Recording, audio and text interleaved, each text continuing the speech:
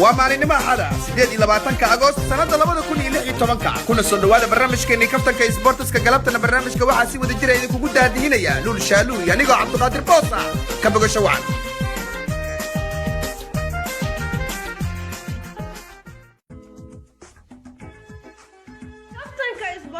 وكلن كدلنت maanta ha iskarin indiigo kurbayuusan kugu ridin kalmadaheena qosolka kuleelqa sax u arag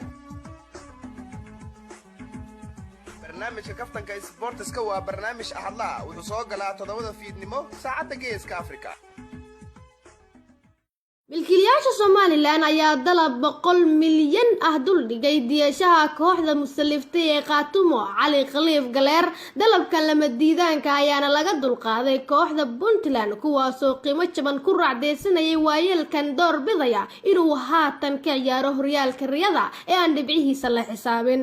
naadigan heerka labaad u laabtay sanado ka hor ee Qaatumo ayaa sidoo kale ogolaatay inay wareejiyaan tiro xidigo ah oo ay u dheer tahay agab sports oo duq wargeyska Garowe Online ayaana aaminsan in heshiiskan uu dab ku sii shidi doono kulamada Derby Sool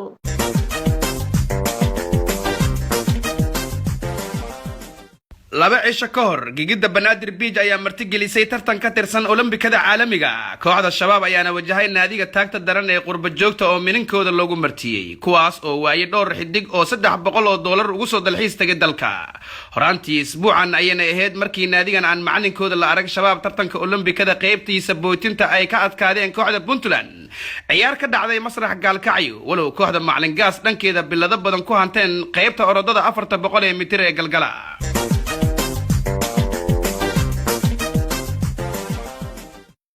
Somaliland ayaa dhowr kulan ganaaxay laacibin ka tirsan xidigaha geeska kuwaas oo qalaaso ka sameeyay kulan ay nasteexeyn iyo DJ Zubair ku lahaayeen gigida Hargeysa laacibinta Cabdi Hani Yurub Geeyo iyo Cabdiraxmaan Oday ayaa si bareer ah isu hortaagay kulankan iyagoona adeegsaday wasiirka oo qaaftay diinta kaas oo showgii uu isaga doonayo aan dambi ka ahayn dhankiisa xiriirka ayaa sidoo kale u mahad celiyay xidigaha Nimcaan Hilaac Axmed Wali Furle Ciro Xamdi Kuwiin Asmaloof iyo Ifraax Hargeysa kuwaas oo taageero weyn u muujiyay martida ilaa iyo Garowe bilaa sabab la ciirsanayay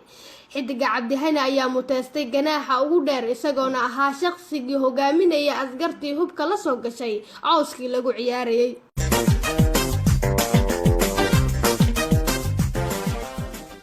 Twitterka Soomaalida ayaa lagu jeexjeexay xidiga Dayaxdan Nuurshe markii uu bartiisa Facebook soo dhigay sawir u muuqday mid kaalmo looga qaadan karay UNICEF xidigan heesta gooldhalinta xamar ayaana sawirkan ula jeeday mid uu ku muujinayo quruxda jirkiisa walow taageerayaashiisa u fasirteen sawir xidigan ku doonayay inuu la tago safaaradda Australia maadaama waqtigaasi uu ku sugnaa Malaysia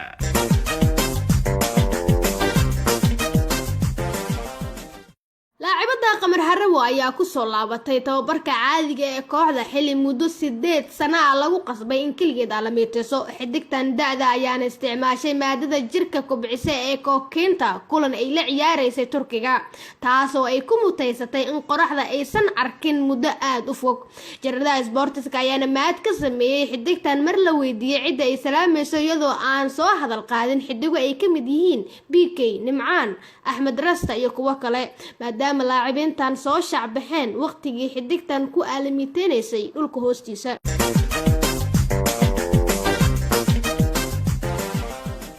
xidiga Habi Khaliif ayaa wajahaya fadeexooyin hor leh markii xagaagan uu sameeyay duulimaad ka badan kan dama jadiid xidigan lagu kala wad qosol mooda ayaana sameeyay dhowr falaay maalmo gudahood taas oo qobarada sportiska durba garteen inuu isticmaalayo dakhligii ka soo xarooday tartankii walalaha afuri ee soo idlaaday bishii barakeysneed ee Ramadaanka tigidhada xilliga samarka oo aad qaali u ah ayaana toos ku shiishadaysa xidigan sadaqada ku raaxaysanaya xilliyada kuleelaha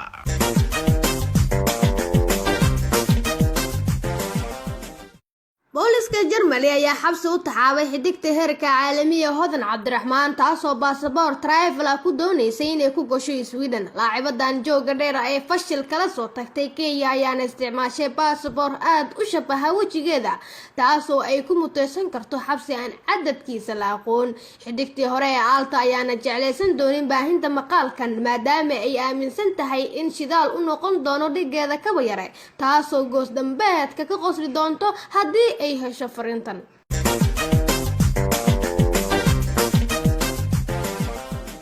xidiga reer Holland isbitaal ayaa isbuucan la guddoonsiiyey bilada maarta ee faanka abaalmarin ka dhacday jikadiisa loo okeysiyey stuudiyaha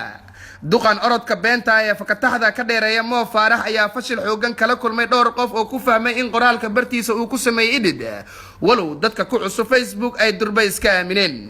jariirad ka soo baxda Poland ayaa ku doodaysa in haddii Mr. Isbitaal uu ku guuleysto bilad kale oo maar ah ay ina dhankooda soo gudbin doonaan dhowr xidig oo dhimirka la silsiladna kaga xiran tahay lugta kuwaas oo sii saadaaliyay dhacdooyinkii ka dhacay Belgium, Germany iyo Faransa bilihiina soo dhaafay.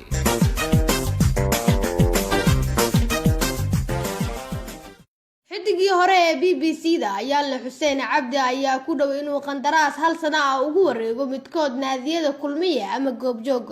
laacibka reer Maxaas ayaana ku fashilmay inuu boos joogto ah ka helo shaxda macallinkii hore ee BBC-da Yuusuf Garaad kaas oo inta badan ku mashquulsanaa soo saarista jooyarta akademiyada Gurceel kulmiye radio ayaana ku qasbaysa laacibkan inuu dhimo mushaarkiisa qaaliga walow ay aragan ku qasbanaan doono amarkaas maadaama uusan haysan xulasho kale oo uu ku soo muuqan karo maanta.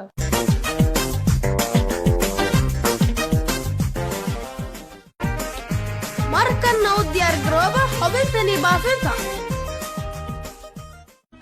gudbinta barnaamijkan waxaa gacan weyn ka geystay dukaanka Bilaal Kooba ee xaafadda Boos Haga magaalada Helsinki ee dalka Finland.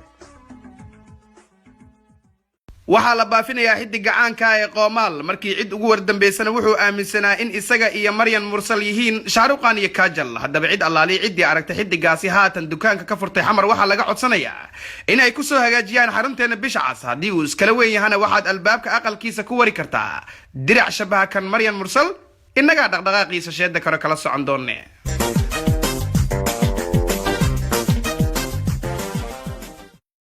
baafinayaa gudoomiyaha jaaliyada Finland Yaasiin Cabdiraage barkii cid ugu wardambeysana wuxuu aaminsanaa in turjubaannimo iyo maqaaxi sambuus oo sheer lagu darsado yihiin darajada ugu sareysa ee Yurub laga gaaro haddaba cid alaaliye cidii aragtay xidigaas aan jecleen horumarka cadaadada iyo dhuusamareeb waxaa laga codsanayaa inay ka dhaadhiciyaan joojinta xifaaltanka ama waxaa tusi kartaa sawir riyuyo kuna dheh waa cadaado isaga xanaaq dartiis berito shaqada uga joogi doonee.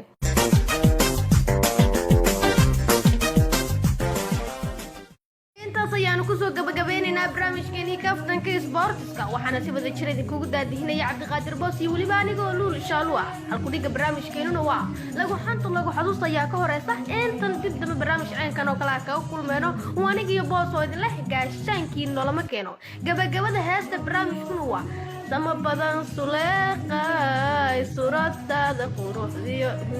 yani idin hordhicno waa codkii dahabiga Baato Xuseen xidigaha Sweden dooqi wada jirka Xasan Cali Soobaariyo waliba Nastaxiin Cabdalla from Muqdisho daawasho wacan sama badan suleeqay suuratada quruxdiyo inaan tawaaqaa sanqaroorka soo godan saajirheeda ku dhigay sifaaga inaan yahay waxaan ku soocaa intigobow dhalaatee saaxil loo barbaarishay kadab lagu suntagay